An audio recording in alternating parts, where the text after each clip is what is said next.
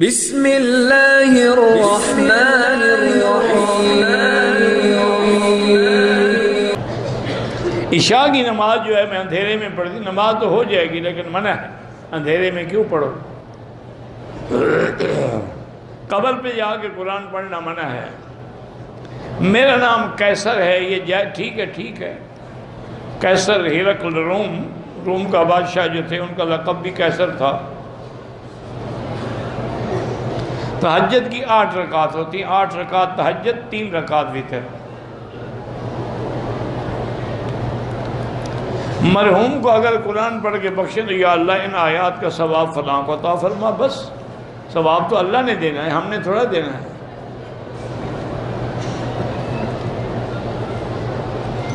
میں آپ کا بیان شوق سے سنتا ہوں، اس مہینے شادی ہے، اپنی بیوی کی وفادار رہیں اور اس کے حقوق کا خیال رکھیں، خود اور اس کو دین پر چلائیں۔ اگر لڑکی کے والدین راضی نہ ہوں تو اس کے چچا یا ماموں، جب والدین زندہ ہوں تو پھر چچا ماموں ولی نہیں بن سکتے۔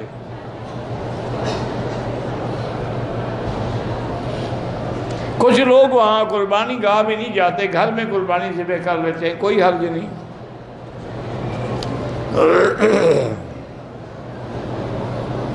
میں ریاض سے انٹرویو دینے کے لیے آ رہا تھا، چلو انٹرویو کے لیے آئے، عمرہ نہیں کیا تو کوئی حرج نہیں۔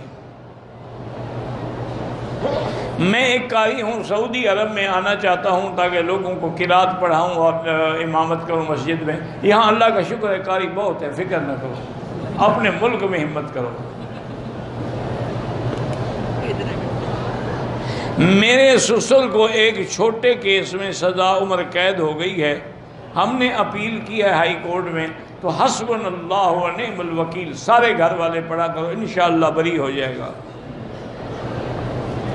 استخارے کے بعد سونا ضروری نہیں ہے، آپ ظہر کے بعد بھی کر لیں، ابھی کر لیں، عشاء کے بعد کر لیں، یہ تو نہیں ہے کہ ضروری سوئے آدمی یا خواب دیکھے۔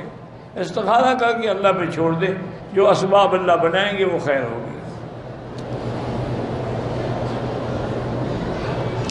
اگر کلیسا میں نماز پڑھ لیں کوئی حرج نہیں، وہ بھی اللہ کی جگہ ہے، ان کی کیا ہے، انہوں نے تو نام رکھا ہوا ہے نا، تم تو اللہ کی نماز پڑھو گے نا۔ ہمارے علاقے میں ایک بندہ ہے، وہ کہتا ہے کہ مجھے ہر چیز کا پتہ لگ جاتا ہے اللہ کو۔ اس کو کہو تم مرو گے کب، تاریخ لکھ دو تاکہ ہم دیکھیں گے تم سچے ہو گے جھوٹے ہو۔ تمہیں ہر چیز کا جب پتہ لگ جاتا ہے تو اپنی موت کی تاریخ ہمیں بتا دو۔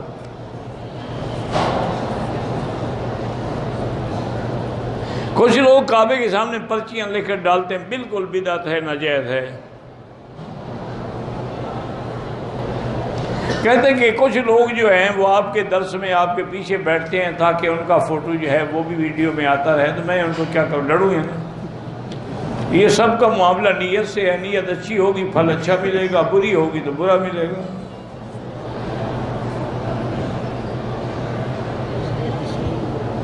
میں رات کو جب سوتی ہوں تو نیت کرتی ہوں کہ تہجد پڑھوں گی، لیکن تہجد کے لیے نیند نہیں کھلتی۔ آپ سونے سے پہلے تہجد پڑھ لیا کریں، تہجد پڑھ کے سو جائیں بس۔ ایک نماز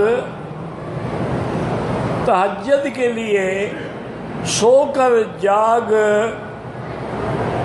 وجہ سے جاگتا رہا، میرے بھائی یاد رکھو کہ یہ لوگوں نے مسئلہ بنا لیا ہے کہ تہجد کے لیے پہلے سونا ضروری ہے، سو کے اٹھے، غلط بات ہے۔ عشاء کی نماز کے بعد سنت مؤکدہ اور وتروں کے بعد جتنی بھی نفل پڑھو گے سب تہجد ہے۔ رات کے آخری حصے میں پڑھنا زیادہ افضل ہے، ورنہ سونے سے بھی پہلے تہجد پڑھ کے سو جائیں۔ یہ تو لوگ خود مسئلے گھڑتے ہیں نا، اس کا کیا کیا جائے۔ وہ دعا ہے کہ جو حضرت یونس نے اس وقت مانگی تھی جب وہ مچھلی کے پیٹ کے اندر تھے، لا الہ الا انت سبحانک انی کنت من الظالمین، فإنه لم يدع بها مسلم ربه في شيء قط الا استجاب له۔ یہ اسم اعظم ہے، اس سے جو بھی بندہ دعا مانگے گا وہ قبول ہو جائے گی۔ تو یہ اسم اللہ الاعظم ہے، اور اسم اعظم کی تاثیر یہی ہوتی ہے الذی اذا دعا به دعی به استجیب، کہ جب اس کے ساتھ دعا کی جائے تو وہ دعا فوراً منظور ہوتی ہے۔ اور خاص طور پر علماء نے، اللہ کے صالحین بندوں نے لکھا ہے کہ جو لوگ ناحق قید خانے میں ہیں، مقدمات میں پھنسے ہوئے ہیں، ان کے لیے یہ دعا اکسیر اعظم ہے۔ ویسے تو ہر کام کے لیے، لیکن ان کے لیے یہ زیادہ مجرد کہ وہ اگر رات کی تنہائی میں اندھیرے میں بیٹھ کر پورے اخلاص سے، یقین سے 2 رکعت نماز پڑھ کے یہ دعا مانگیں تو اللہ تعالیٰ ان کی مشکل کو جو ہے وہ حل فرما دیتے ہیں۔ اللہ تعالیٰ کے آگے کوئی ایسی چیز مشکل نہیں ہے، وہ جو چاہیں جب چاہیں جیسا چاہیں کر دیں۔ اس لیے بس، لیکن میں نے کئی دفعہ پہلے بھی آپ سے عرض کیا ہے کہ دعا میں ایک تو یقین ہو، اور دوسرا دعا میں اخلاص ہو، تیسری بات یہ ہے کہ صدق کے مقال اور عقل حلال ہو، یعنی آدمی سچی بات کہتا ہو، جھوٹ نہ بولتا ہو، حرام نہ کھاتا ہو، پیٹ میں حلال ہو، پھر دعائیں مستجاب ہوتی ہیں۔ اگر آدمی کا کھانا پینا پہننا اوڑھنا حرام سے ہے پھر دعا منظور نہیں آتی۔ پھر تو وہی ہوگا کہ جب وہ کہے گا لبیک و سعدیک تو آواز آتی ہے لا لبیک ولا سعدیک وحجک مردود علیک، تمہاری کوئی حاضری نہیں، جاؤ حج تم پر ہم رد کر دیا۔ قال ابو خالد عاصم عن مصعب یعنی ابن سعد قال قال رسول اللہ صلی اللہ علیہ وسلم من دعا بدعاء یونس استجیب له قال ابو عیسیٰ ابو سعید یرید بھی وَكَذَلِكَ نُنْجِي الْمُؤْمِنِينَ۔ اللہ دعائیں سن کے مومنین بھی مانگیں گے تو ان کو بھی غم سے نجات دیتے ہیں۔ وقال ابن جریر حدثني عمران بن بکار الکلائی قال حدثنا یحییٰ ابن صالح اسم اللہ الذی اذا دعی به اجاب واذا سئل به اعطی دعوت یونس بن متی۔ حضور نے فرمائی ایسی دعا ہے کہ جو مانگے وہ ملتا ہے۔ قال قلت یا رسول اللہ صلی اللہ علیہ وسلم هي ليونس خاصة ام لجماعت المسلمین، کیا یہ صرف حضرت یونس کے لیے دعا ہے یا لوگ باقی مسلمان بھی؟ اور فرمایا نہیں، سب کے لیے ہے۔ قال آپ نے فرمایا قال ليونس متی ولجماعت المؤمنین عامة، سب کی ذا دعو بها الم تسمع قول اللہ عز وجل، کیا تم نے قرآن نہیں پڑھا کہ اللہ فرماتے ہیں وَنَادَى فِي الظُّلُمَاتِ اللہ الہ الا انت سبحانک انی کنت من الظالمین فاستجبنا له ونجیناہ من الغم وَكَذَلِكَ نُنْجِي الْمُؤْمِنِينَ فَهُوَ شَرْطٌ مِّنَ اللَّهِ لِمَنْ دَعَاهُ بِهِ، یعنی یہ ایک بات ہے تم مانگو گے تو قبول ہوگی، کیونکہ اسم اعظم کی شان ہی یہی ہے۔ اسی لیے علماء فرماتے ہیں کہ جب سیدنا سلیمان علیہ السلام نے فرمایا تھا اپنے حاضرین میں سے قال ایکم یاتینی بعرشہا قبل ان یاتونی مسلمین، ملکہ سبا کا تخت کون لے آئے گا؟ اس کے آنے سے پہلے پہلے لے آئے۔ قال عفریت من الجن انا آتیک بہ قبل ان تقوم من مقامک وانی علیہ لقوی امین۔ جن جو تھا سرکش، اس نے کہا کہ حضرت آپ جتنی دیر میں اپنی مجلس سے اٹھیں گے اتنی دیر میں لے آؤں گا۔ اور نہیں، مجھے اس سے بھی جلدی چاہیے۔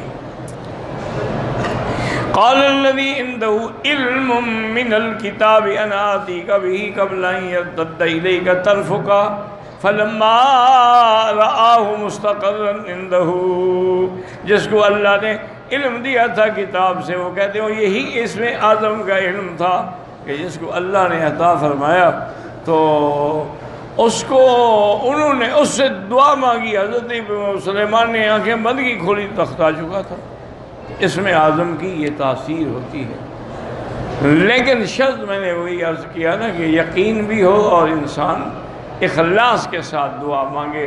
یہ ایک دعائیں ہوتی ہیں جو ہم جیسے طواف میں دیکھا نہیں، ہمارے بھائی دعائیں مانگ رہے ہوتے ہیں، پڑھتے پتہ شتہ کوئی نہیں ان کو کیا ہے، بس کتاب میں لکھا ہوا ہے وہ رٹا لگا کے پڑھ رہے ہیں، جب پتہ ہی نہیں تو دعا کیا ہوئی؟ اسی لیے علماء نے لکھا ہے کہ دعا کتابیں اٹھا کے پڑھنا طواف میں یہ بدعت ہے، اصل دعا وہ ہے جو بندے کے دل سے نکلے، اور دعا افضل یہ ہے کہ آدمی سبحان اللہ والحمدللہ لا الہ الا اللہ اللہ اکبر وللہ الحمد ولا حول ولا قوت الا باللہ یہ پڑھے، اور اس کے بعد جو دعا اس کے دل سے ہو، اپنی زبان میں ہو کسی، وہ مانگے وہ دعا۔ اسی لیے کلمہ شریف پڑھے، درود شریف پڑھے، تو انشاءاللہ وہ دعائیں اور ثواب جلدی قبول ہوتا ہے۔